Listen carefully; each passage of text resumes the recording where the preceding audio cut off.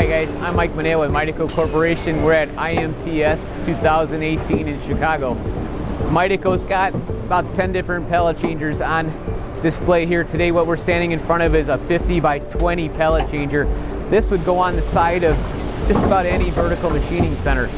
And the benefit of the Midaco pallet changer is that basically you double the real estate of your machine tool.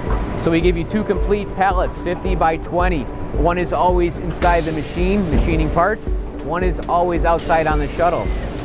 The real benefit is, of course, the ergonomics of it. You're not leaning inside a machine tool to load parts. You don't have coolant mist. You don't have things of that nature. We're in front of the Midaco auto door system. And what this does is Midaco can help you automate just about any door, whether it's a vertical machining center, a CNC lathe. So when a cycle start, you hit the cycle start, the door closes. At the end of the cycle, M-code, the door opens. Midaco builds all the safety aspects into the door closer also. It comes with its own safety. We're standing in front of a Midaco 40 by 20 pallet changer. It has a universal robot mounted to it. So it's a very nice addition to your labor force. Doesn't take breaks, doesn't take vacations.